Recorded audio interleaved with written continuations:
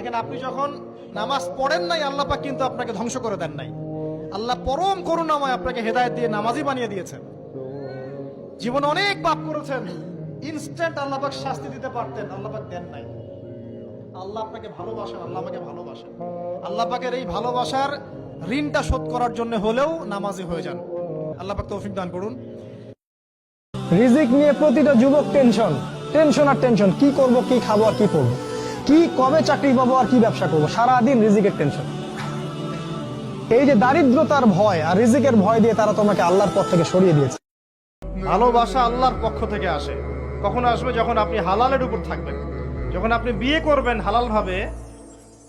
অচেনা একটা মেয়ের প্রতি দেখবেন আল্লাহ পাক এমন ডিভাইন একটা লাভ দিয়ে দিবেন, ওয়াজআলা বাইনাকুম মাওয়াজ্জাতা ওয়া রাহমা। আল্লাহ পাক তার পক্ষ থেকে উভয়ের মাঝখানে হৃদ্যতা, ভালোবাসা, মহব্বত দান করবেন। বলুন সুবহানাল্লাহ। কোন সরকার, কোন সমাজ নেতা, কোন রাষ্ট্রনেতা, কোন পারিবারিক নেতা কেউ আপনার সাথে আপনার কবরে যাবে না। সোজা কথা, আপনাকে আল্লাহর সামনে একাই দাঁড়াতে হবে। কারো পরোয়া করে লাভ নাই, কোনো অজুহাত দিয়েও লাভ নাই। দেশটা ভালো না, বিশ্বটা ভালো না, সমাজটা ভালো না, সময় ভালো না, এগুলো বলে কোনো লাভ নাই। ইনশাআল্লাহ আপনার যে কোনো দোয়া কবুল হবে যদি আপনি জিনা ছাড়তে পারেন।